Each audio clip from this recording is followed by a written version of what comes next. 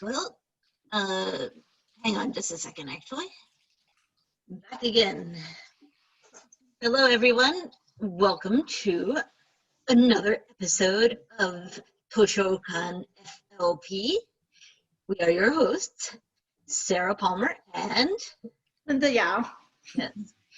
And we're here representing the Free Library of Philadelphia. Today we're going to focus on esoteric manga, the odd, the quirky, the off the beaten path. Some of the titles we'll talk about will still fall within the broad genres we mentioned earlier, like shoujo, seinen, etc. But they have something that sets them apart in an interesting way. So I'm going to ask you, Linda, to start. Okay. Do you want to try?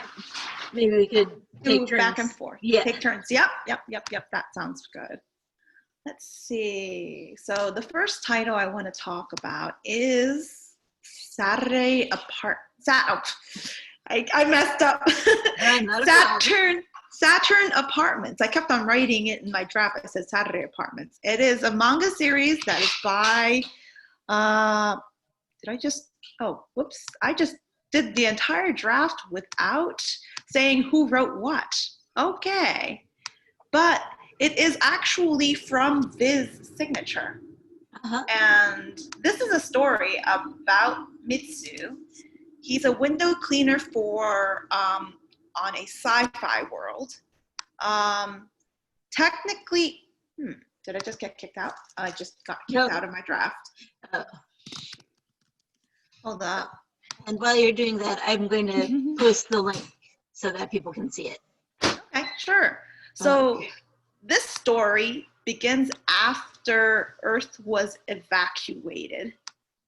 And so humanity, they all live in a man-made ring that's orbiting Earth, all right? Mm-hmm. There are 3 levels to this ring.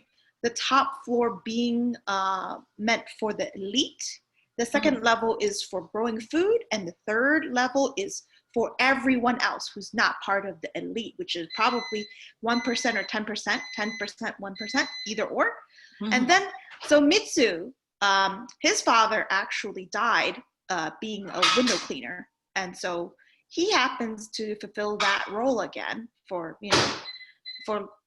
living purposes, right? Mm-hmm. So as a window cleaner, he considers his existence, and that is what has been his own feelings about living in such a space environment, all right? Mm-hmm. He also considers his role in society because he's part of the masses. And so this series actually does end in 7 books. Mm-hmm. So read-alikes for this happens to probably be like Tutera and for the space evacuations and how the characters make decisions that affect their lives. It sounds a little bit to me also like number 6 in terms of the number 6 and separated populations. Mm-hmm. And then I also think that it also reminds me of Made in Abyss. For the otherworldly themes, and that the protagonist does make decisions to try and follow their not present in the picture parent. Mm-hmm. So this is a prominent theme for many stories that feature young protagonists. A third read-alike, not even a read-alike, but if you want to see something like that, I think Wally is also something similar. That's true, yeah. Mm-hmm. So you see the art is very simplistic, but it's also very clean. I like the art. Yeah, sort of almost line drawings, not a lot of, some saturation, but not a ton. Mm-hmm. Mm-hmm. At least in these pages that we've looked at. Mm-hmm. So, what are you next? Sara. Okay. Oh, it's me. Let me actually stop the share for a moment and go back to... there we go. So I'm going to say, look at first at an interesting to me 3-panel. Let me see if I can talk this out. it's not three, did I say 3-panel? I meant 3-volume 3 volumes. series called Genkaku Picasso. And okay, why am I keep doing this? Ah! So frustrating. Okay, where did it just go? There it is. Okay, so I'm sharing again. Gotta watch out for me or I'll share again. Okay, here we go. So Genkaku Picasso features this young man and nicknamed Picasso, who is a nerd, a sort of outcast in his high school.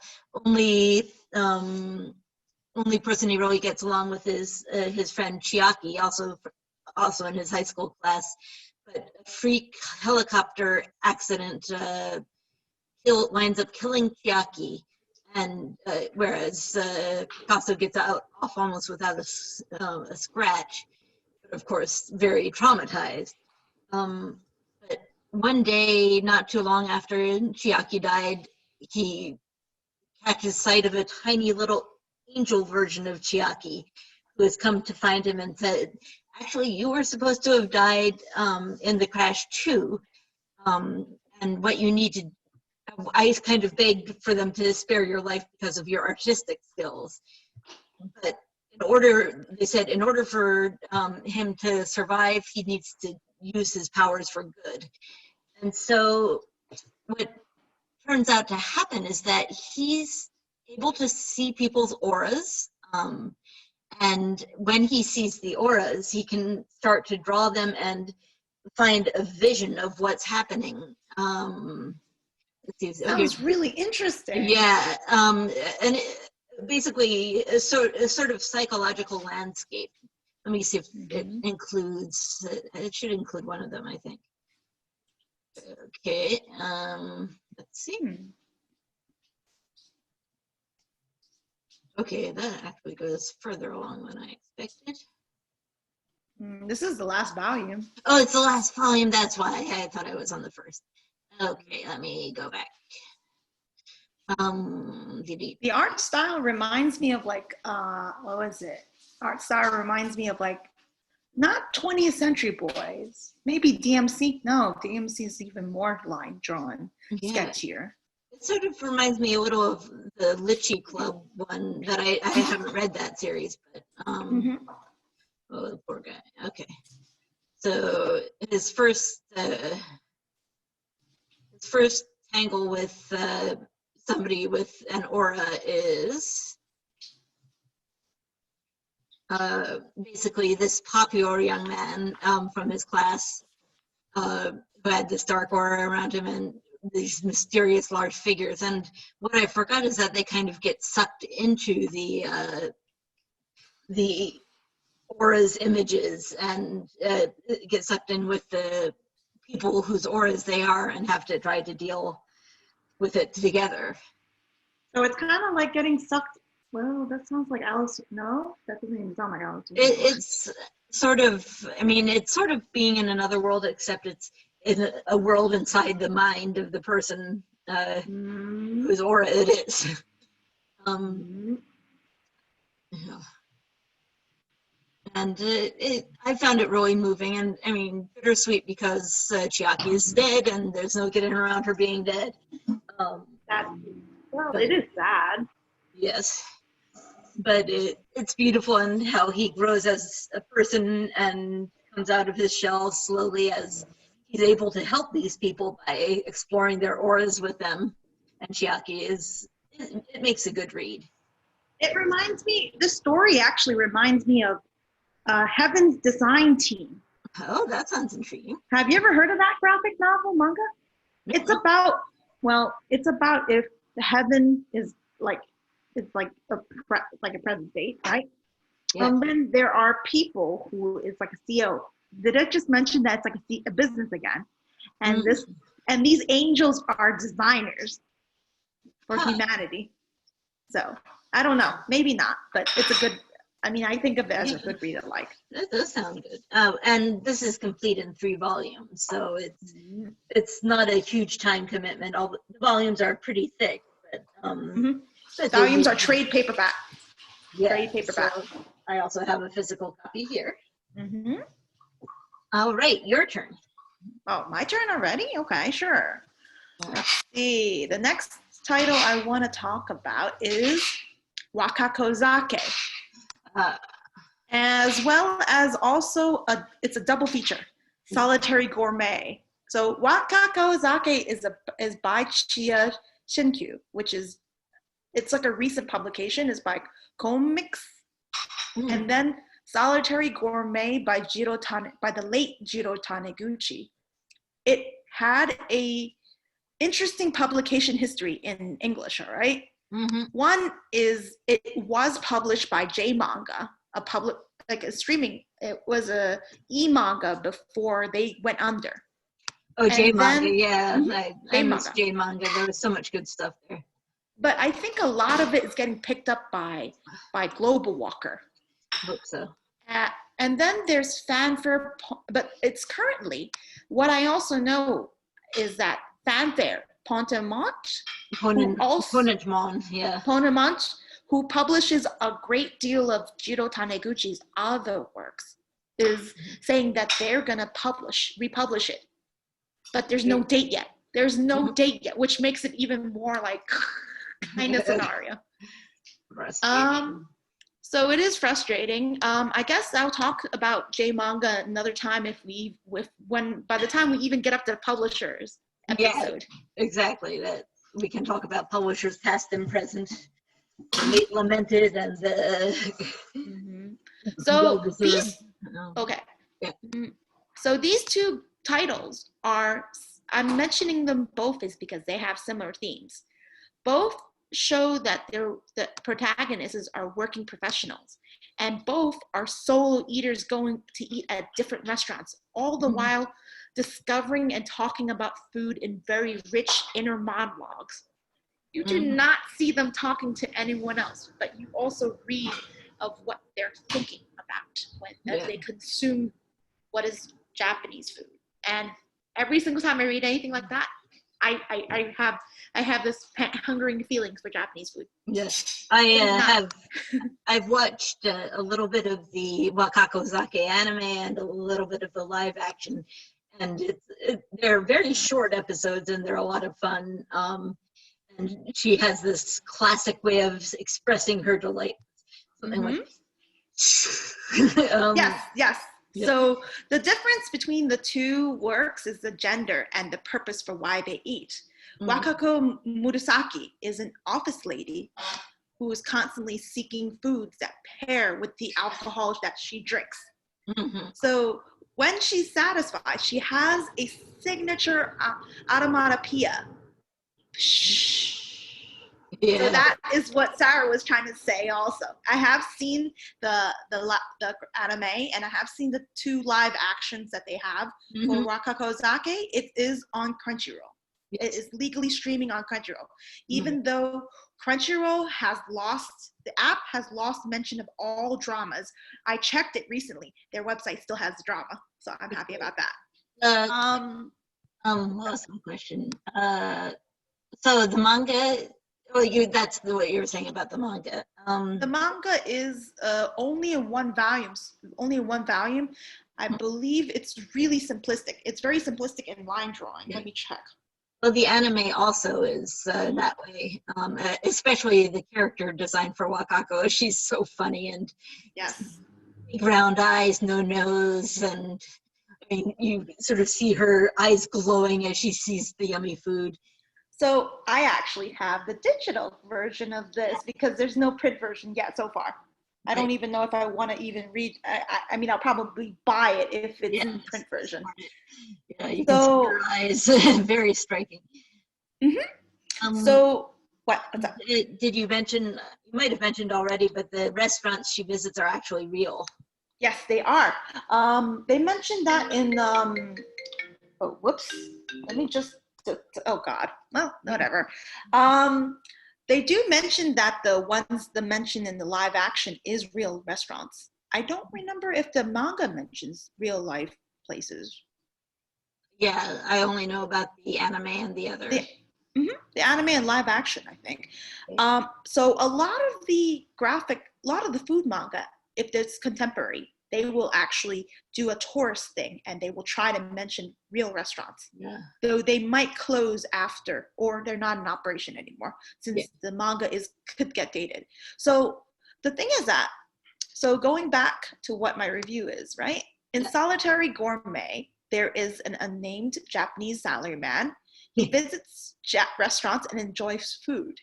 So the difference is that he actually has a more selfish, he does this for lunch. Yeah. He goes to restaurants when it's lunchtime, so it's when he's working.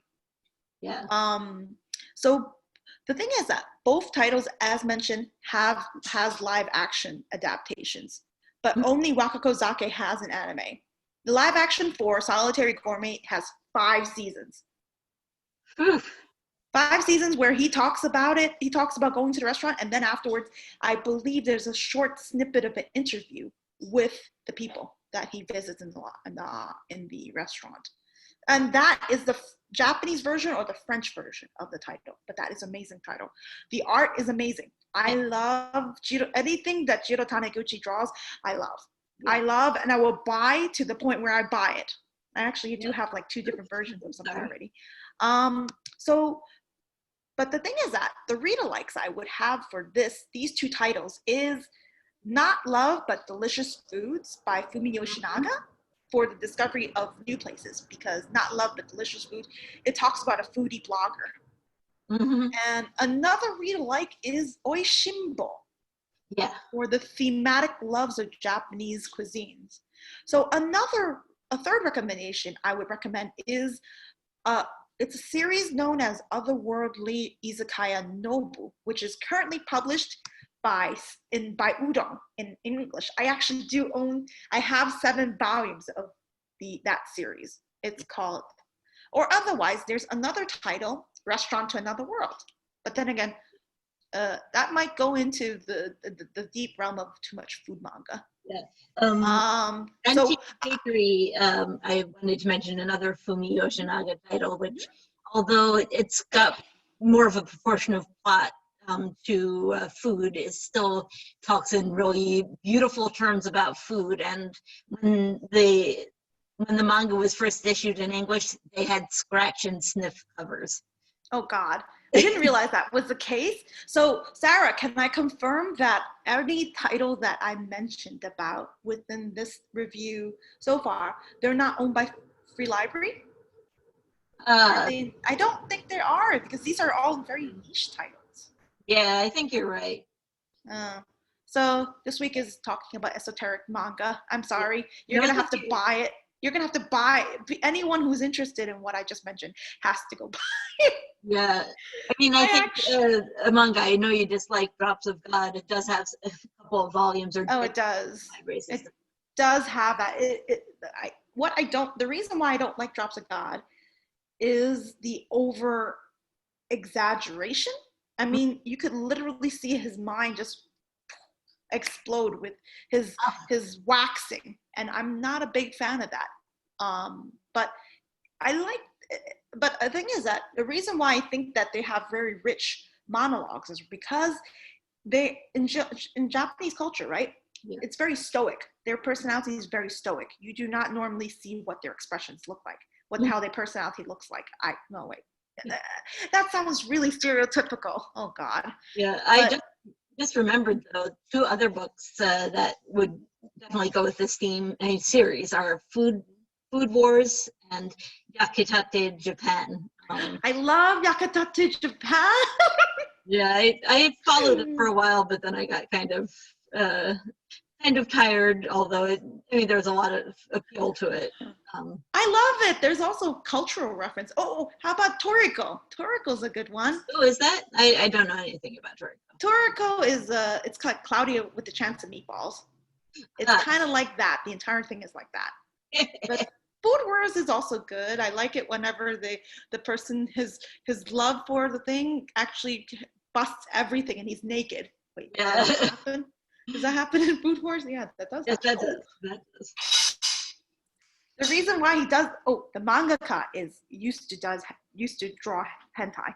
So I'm not a bit surprised. So Um, your turn. okay, so hang on, I need to unshare the screen for a moment. Why does it always do this? Oh, it's not showing right now, is it? The screen? No, it's not. No, it's Okay, not. good. I'm actually going to focus on the food one a little later. Or why don't I go there, and then there's a whole bunch of fantasy ones that I'll do on my next turn. But so the story, the series in question is Neko Ramen. Come on here. Which is I think 4 volumes, 4 short volumes. I'm going to share the screen too, but this is volume 1, and you see it's pretty thin. And it's basically you encounter this ramen shop run by a cat. Cat has big dreams and a huge personality. He doesn't have a lot of common sense or much of an awareness of how humans work. For example, a customer asks to go use the bathroom, and he says, "Oh yeah, just go in the back," and it's a litter tray. And you get to know different members of the cat's family.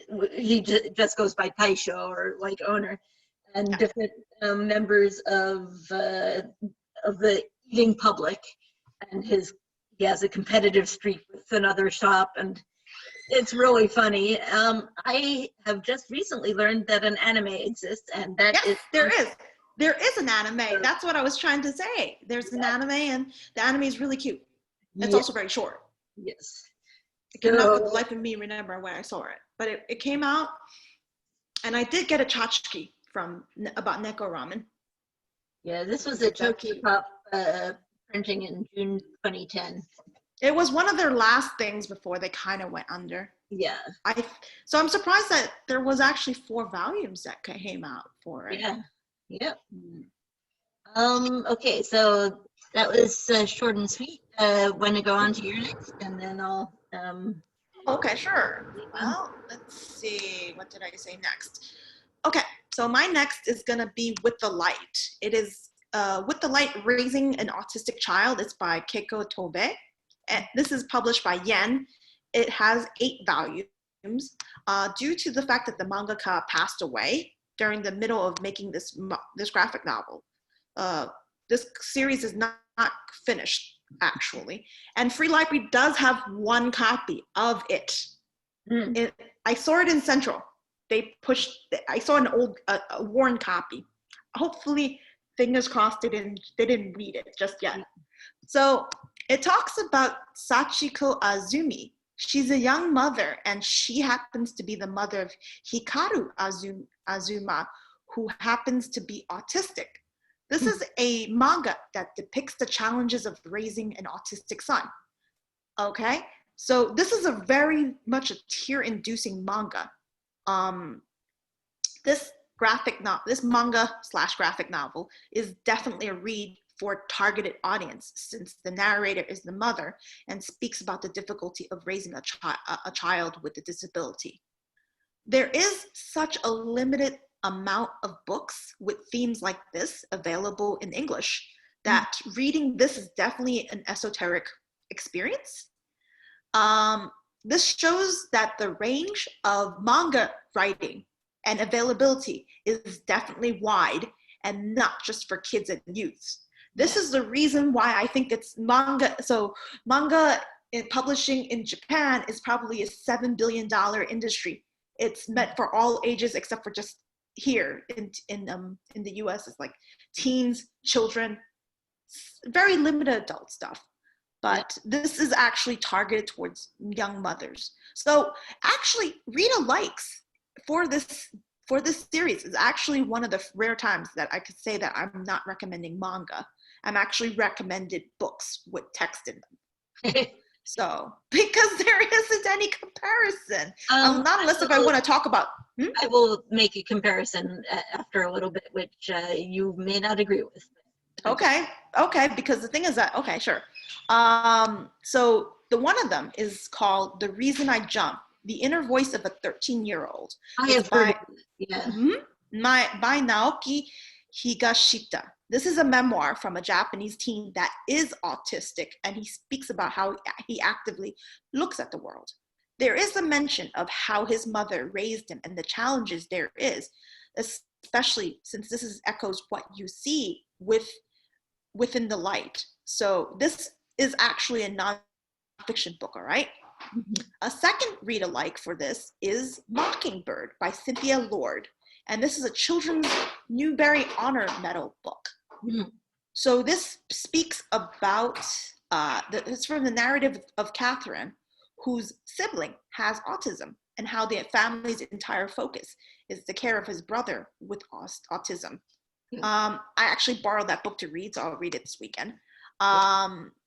So these are two book recommends that might be a bit targeted, but that is the issues with people with disabilities. They have voices and experiences that are different from the norm, diverse or different from the norm. And this shows and encourages the fact that they have to have family members. They have to have a strong network. Because I think I forgot to mention that with the light, there is a teacher that is introduced that becomes an influencer for Hikaru's growth. Yeah. Cool. So it does go from him from nursery school until like 5 or 6. So if we were going to really go off into children's books, there are many, many good titles. I think one is called Out of This World, and I mean, both children's books and teen and adult books that focus on people with disabilities. And there's actually, El Defo is a very popular graphic novel, which is, I haven't gotten around to reading it, but I hear it's very good. I did read that, right? Yeah. And the thing is that the reason why I would not say that it's similar to With the Light, other than the fact that they have characters with disabilities in them, right, is because I would probably recommend that book with the silent voice, which is written by the same mangaka from To the Eternity. I don't know if you read that one. I'm in the middle of reading that series also. So the silent voice is about elementary school kids with the same age range as El Defo, although El Defo, you have her have a cochlear implant. I think it's a cochlear implant or something like that. Whereas the silent voice is about sign reading, learning how to sign. And it focuses on... Yeah, I think we mentioned I Hear the Sunspot. Yes. I Hear the Sunspot also has a deaf character in it. Yeah, several deaf characters who are responding to their disability or living with their disability in quite different ways. Or should be politically correct and say people with auditory conditions. Interesting. That is interesting. Yeah, but the one I was going to mention that I know you don't enjoy is Real, which is by Takahiko Inoue, and it's about wheelchair basketball.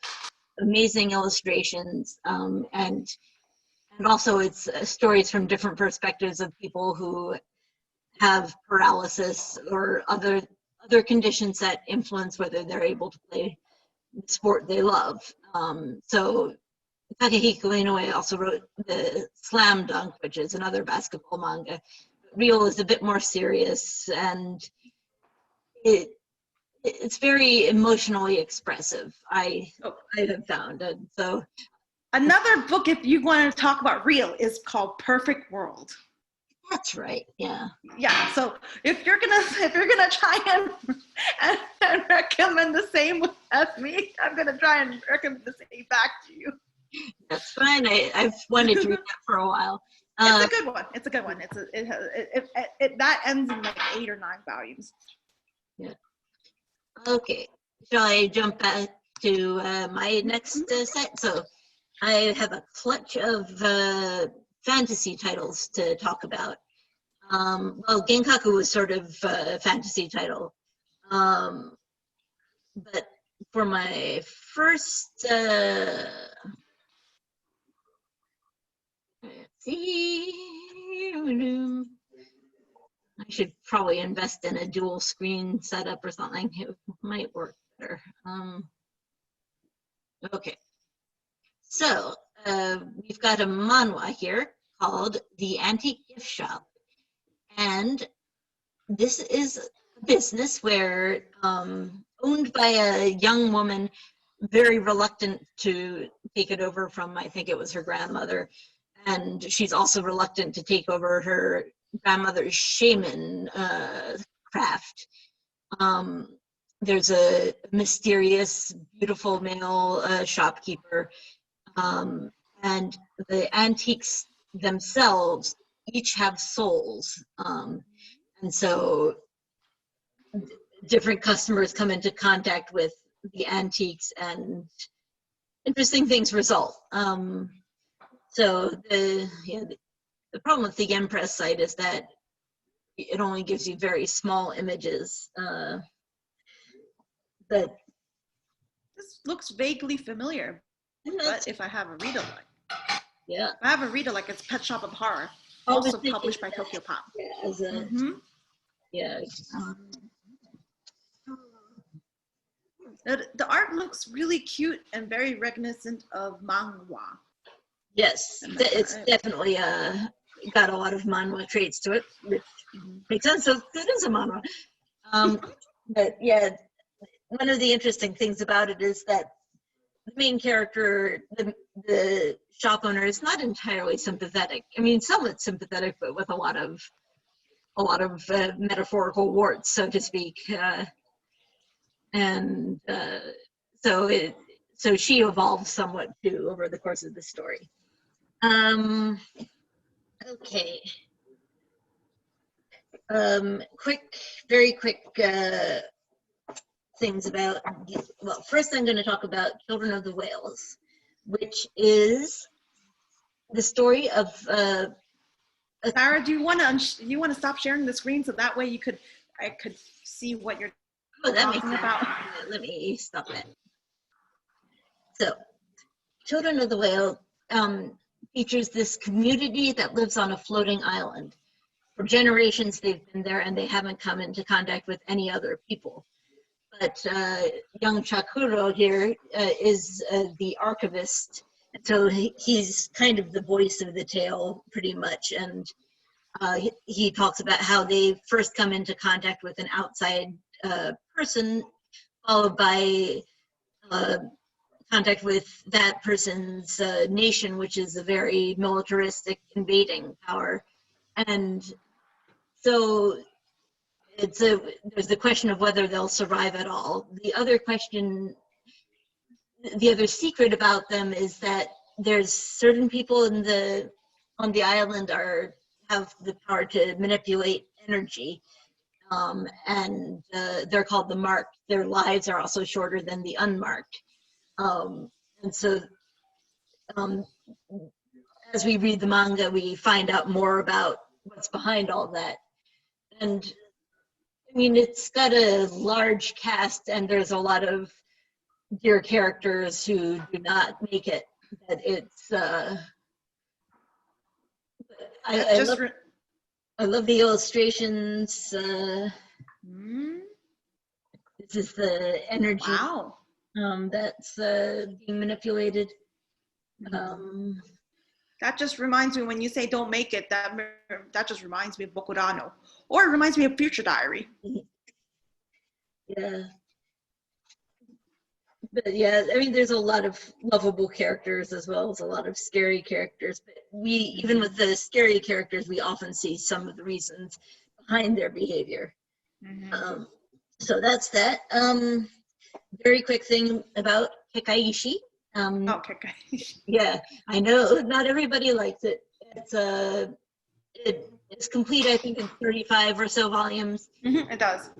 Yeah. And this is Yoshimori, who's also tasked with carrying on his family tradition of maintaining the magical barriers between the spirit world and the human world. And there we go. And one of those replaces his high school campus, so he has to. By day he goes to high school. By night he protects the campus and the city. But there's a feuding clan with them who are also neighbors, and so he works with and has a crush on his on Tokine, his neighbor, slightly older neighbor, who at the start does much better with him than him in terms of managing the magic. The story also, to me, the story has some very sympathetic characters, and you get a look at some of the reasons also that the villains do what they do.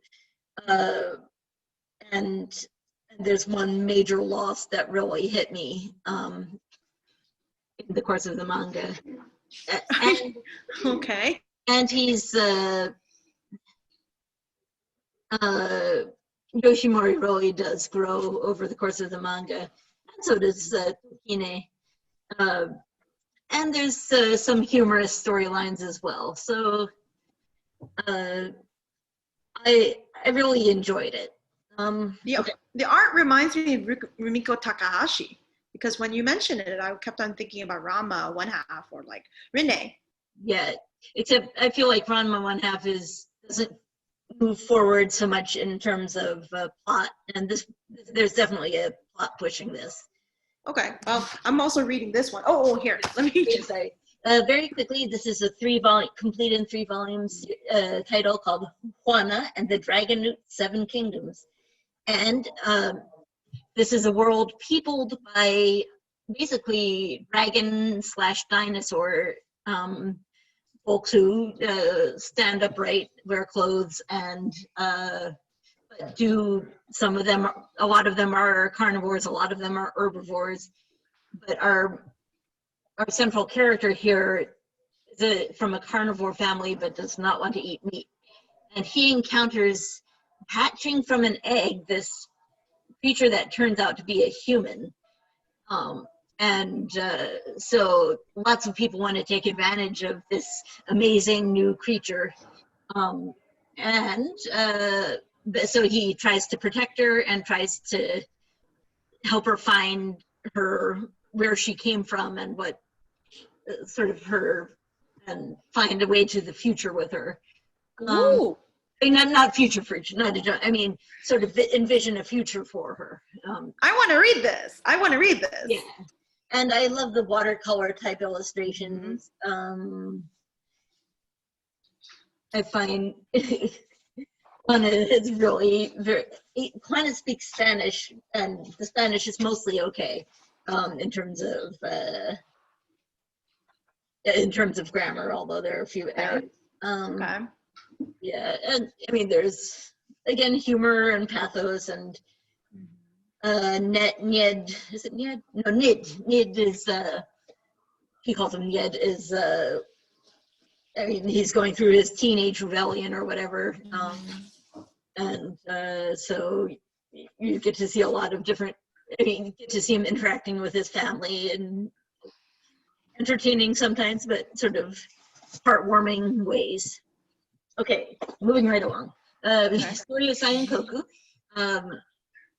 This young woman has always dreamed of being a civil servant, not a common thing for women in this sort of ancient China-esque setting. But her father has enough connections with the palace that he hears that the young emperor, who is rumored to go after men as partners, needs a consort.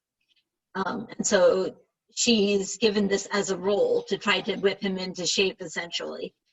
And that sets off a whole chain of palace politics and dangerous plots and so forth. There's an anime for this.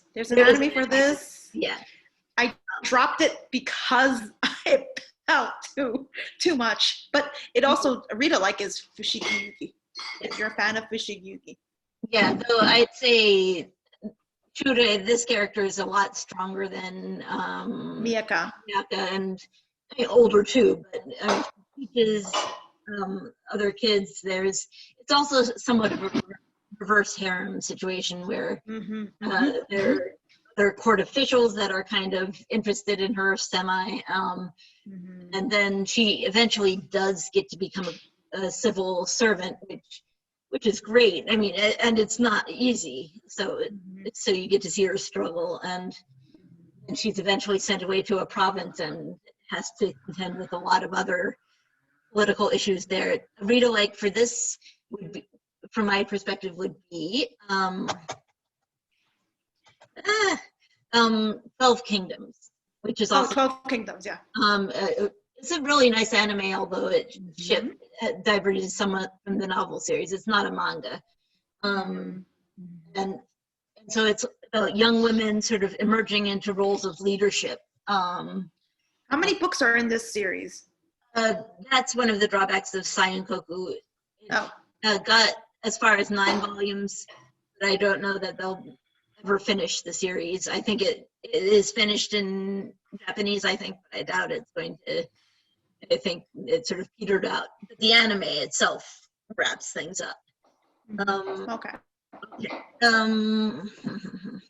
Okay, we are getting close to time to shift. So you do your next thing. I'll do a very quick thing about historical, and then we'll open it up. So the next one I want to talk about is called Insufficient Directions. It's Hidaki Anno meets Moyako Anno. So this is written by Moyako Anno, and this is published by Vertical. It's only one book. So you can say that Hidaki and Moyako Anno are probably referred to as a power couple.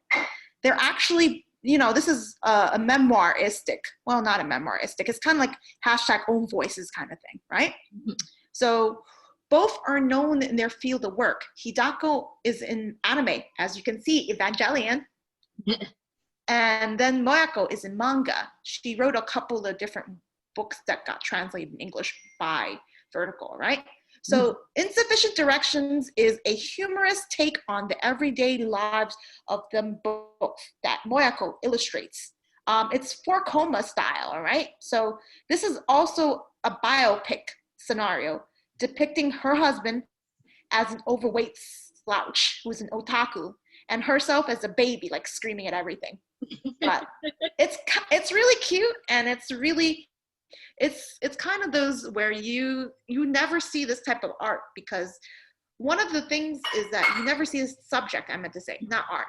Art is very reminiscent of Moyako Anno's other very, very abrupt line drawings. So this is a very unique book because it's actually a real life couple depicting themselves in a much more feature length kind of thing. Because you often see, a lot of times you see in manga, you see like small columns where the author talks about stuff. So imagine this in one book. So, but that I one can't think of anything read aloud. There is a read aloud for that one, which is read along, which is there's Junji Ito.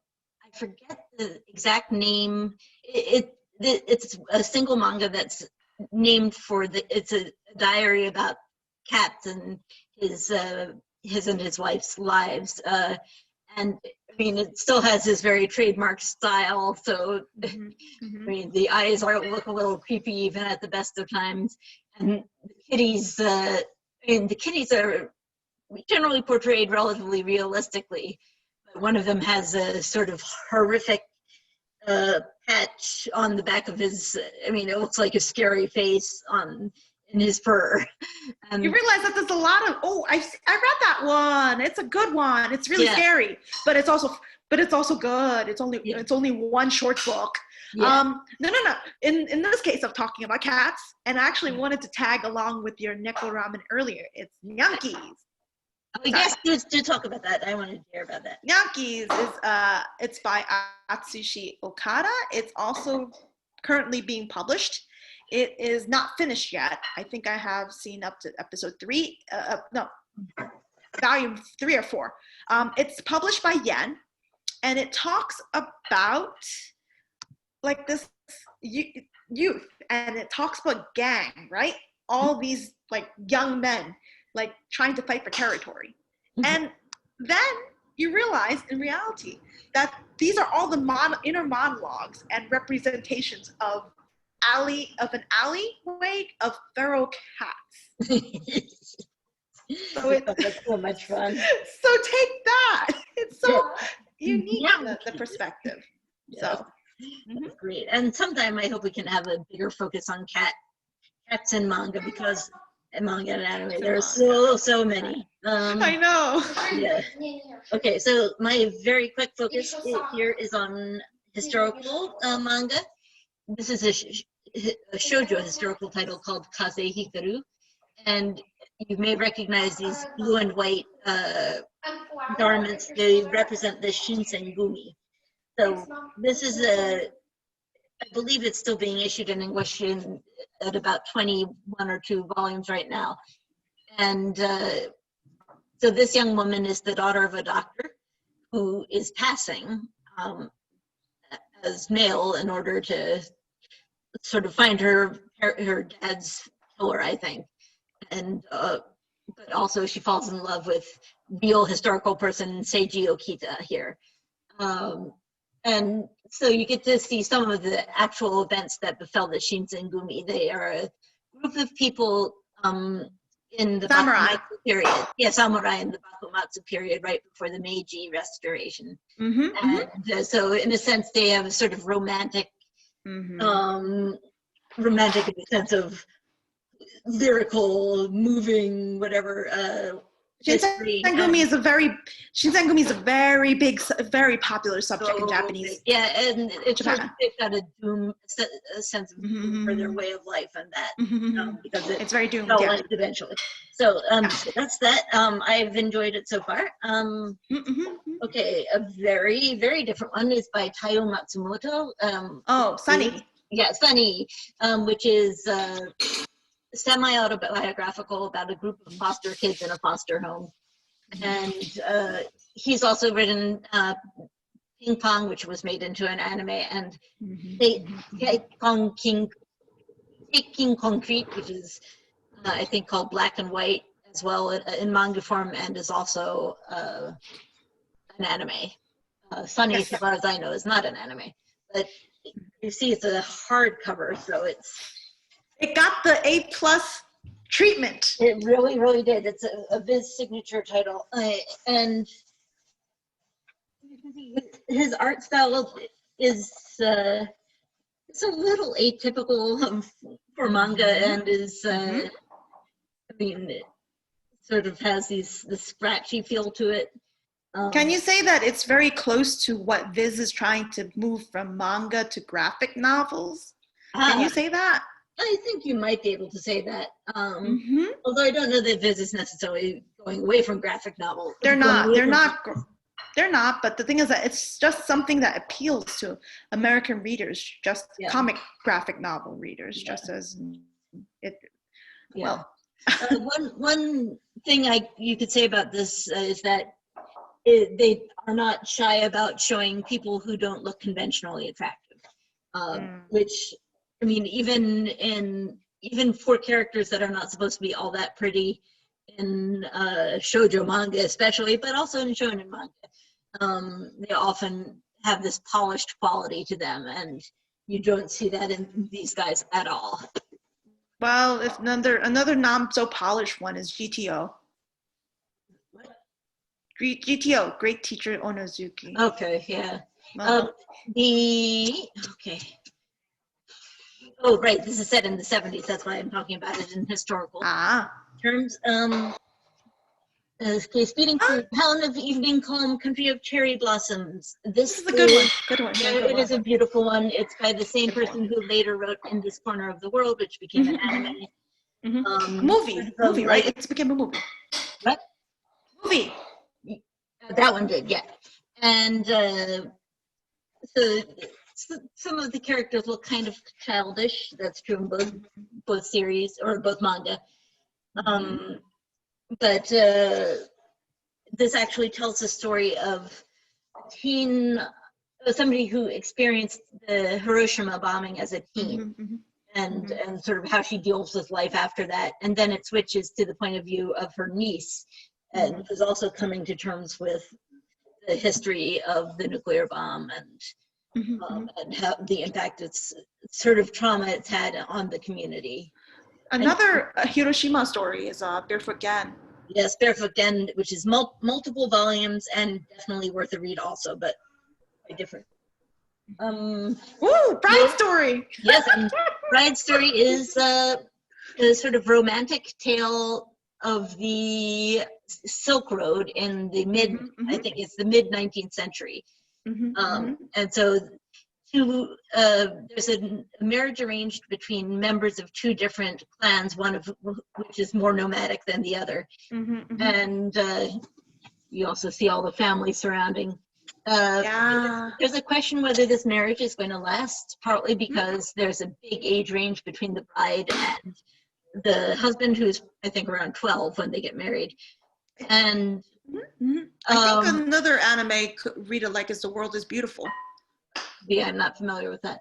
But one of the great things about this is the artistic detail and the richness. I mean, page after page of glorious clothing, but also pathos. And I mean, we don't just here's the husband. We don't just hear about their story, but stories of family members, stories of people they encounter as time goes on, and we get introduced to different kinds of different cultures, different ways of life among the people of the Silk Road. And there's even an English character who turns up later on. There is. Yeah. It's also there's 2 points. There's also one, it's a hardcover bound. So it has that treatment that they're trying to push, and which is good for libraries because manga would literally fall apart within six volumes. But also another thing is that Kaori Mori wrote Emma, Victorian Maid. I love that story. Sorry. Yes. Yeah, and that became an anime. I don't think that's where it is. Very, very, very quickly. We've got Aranzi Machine Gun, and Aranzi Alonso is the creator of this, which they're actually a crafter. And so this is a mix of photos of cute animals, cute stuffed animals, comic strips about cute animals, and craft instructions. And it's quite funny, sort of a frenetic pace, not a whole lot of plot, but entertaining. So they're trying to actually push a product. Push a number of products, yeah. But I don't care because it's so cute. And then there's My Pathetic Vampire Life, which is about... it's 2 volumes, right? Yeah, 2 volumes. I don't know that it will go beyond that. And the protagonist, high school is usually difficult for folks, but it's especially difficult when you're doing the same grade over and over again for 150 years. So that's his experience. And so this time around, things may be a little different for him. So I found it amusing. Linda did not. Your mileage may vary. I wish that was longer, but then I realized the art was like, but also the ones I read was like, it was falling apart, and it was also it needed to be weeded because someone drew on it. Oh, that's disappointing. Okay. Was there one you wanted to cover, and can we stay on a little bit longer to give a discussion a chance? Okay, sure. So another one is, I mentioned this earlier, but I'm not kidding. I will push it, and I'll push it, and I'll push it again. It's Hozuki no Retetsu, or Hozuki's Coolheadedness. It's by Natsume Eguchi, and it's by Kodansha. It's a digital first. That means that there's no paper publication for it. So it's a digital first. But this just mentions the complexity of the underworld in just a fun esoteric title. I'm sorry. I'm going to wax poet about it because I love the anime. The anime is so funny. Can you say it's sort of, the underworld is sort of like a business? A corporate world, yes, it is. And the character, the main protagonist for Hozuki no Retsetsu is Hozuki. He's the he's a deputy assistant, right out, he's like the vice president, not vice president. If Emma Dial had another person under him, he's the second person, he's deputy Emma Dial. Yeah. He will murder it even more. He will be even more heartless than before. So this is the anime series. Yes. And yeah, beautiful art. Mm-hmm. But it's anime, but the art is the manga art is also just as great. Ah. Oh, yeah. This weekend is Crunchyroll Expo. Yeah, speaking of Crunchyroll. Yeah. Okay. Oh yeah, their manga readers socks. Oh wait, that's the wrong thing to say right now.